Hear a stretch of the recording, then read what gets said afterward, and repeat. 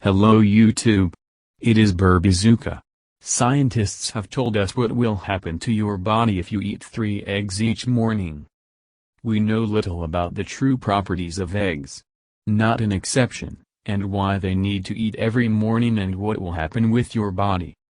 That's why I will tell you what will happen if you eat 3 eggs each day. 1. Cholesterol will stop increasing. Scientifically proven that the components that make up the protein are able to fight high cholesterol. 2. Our body will be full until dinner.